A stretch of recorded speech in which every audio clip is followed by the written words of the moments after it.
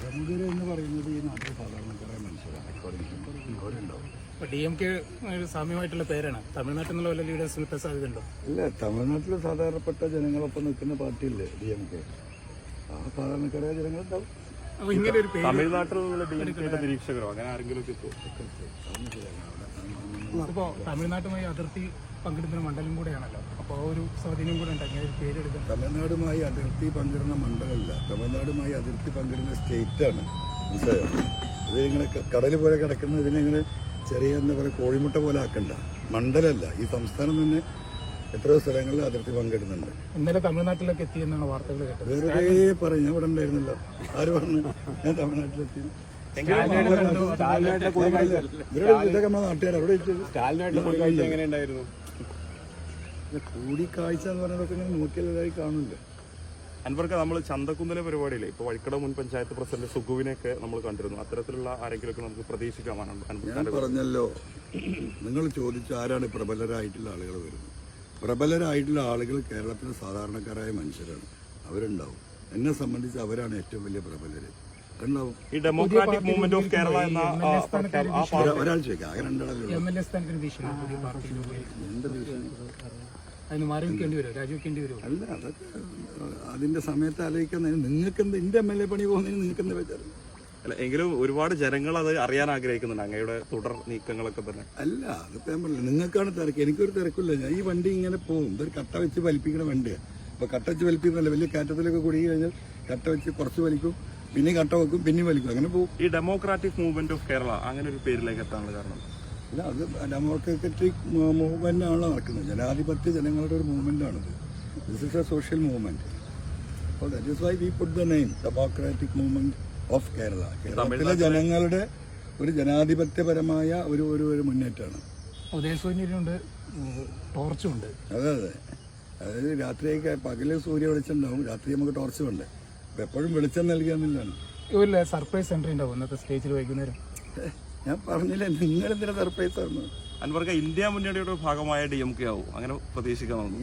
എന്തിന്?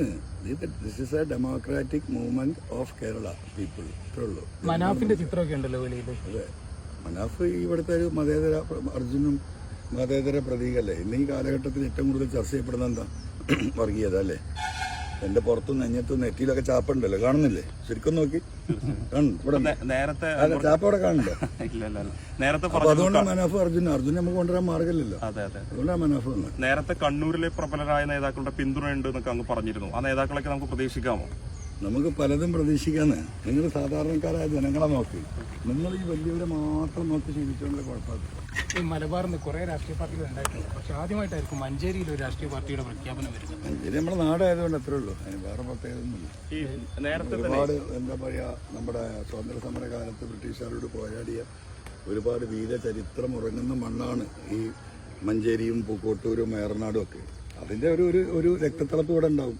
ഈ നേരത്തെ തന്നെ അങ്ങ് പറഞ്ഞിരുന്നു മണ്ഡലത്തിൽ നിലനിൽക്കുന്ന ഒരുപാട് പ്രശ്നങ്ങളുണ്ട്. വന്യജീവി ആക്രമണമാണെങ്കിലും മണ്ഡലത്തിലല്ല, സംസ്ഥാനത്ത് തന്നെ മലയോര മേഖല കടന്നു പോകുന്നത് 60 കോൺസ്റ്റിറ്റ്യൻസിയാണ്.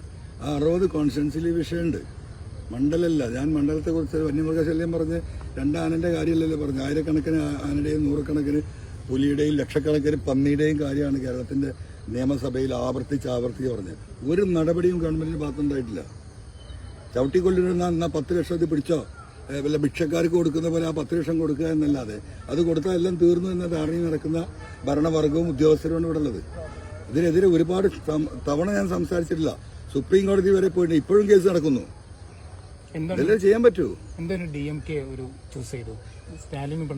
ഇന്ത്യയിലെ മതേതര സമൂഹത്തിന് ഇന്ന് വിശ്വസിക്കാവുന്ന ഏറ്റവും നമ്പർ 1 ലീഡർ MK സ്റ്റാലിനാണ് എന്ന കാര്യത്തിൽ എന്താ പറയുക, ഭക്ഷണം കഴിക്കുന്നവർക്ക് ആർക്കും സംശയം ഉണ്ടാവില്ല.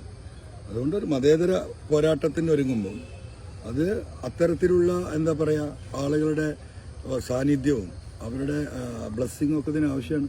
ഈ അടുത്ത പഞ്ചായത്ത് തെരഞ്ഞെടുപ്പ് വരാൻ പോകുന്ന ഉപതെരഞ്ഞെടുപ്പിലൊക്കെ ഈ പാർട്ടിയുടെ സാന്നിധ്യം ഉണ്ടാവും? ഉറപ്പല്ലേ?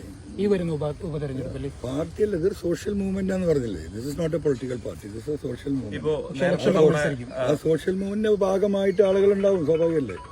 നേരത്തെ നമ്മൾ ഇപ്പൊ തദ്ദേശ തെരഞ്ഞെടുപ്പിൽ നഗരസഭ ആദ്യമായിട്ട് ഇടതിന് ലഭിച്ചത് അങ്ങയുടെ നേതൃത്വത്തിലുള്ള പ്രചാരണത്തിന്റെ ഭാഗമായിട്ടാണ്. വികസന മുന്നണി എന്ന പേരിൽ അന്നൊരു ഉണ്ടാക്കിയിരുന്നല്ലോ, ഒരു കൂട്ടായ്മ രൂപീകരിച്ചിരുന്നല്ലോ. ആ നിലയിൽ ഒരു പ്രവർത്തനങ്ങളുമായിട്ടായിരിക്കും നമ്മുടെ രാഷ്ട്രീയ പാർട്ടിയെ നമുക്ക് പ്രതീക്ഷിക്കേണ്ടി വരും.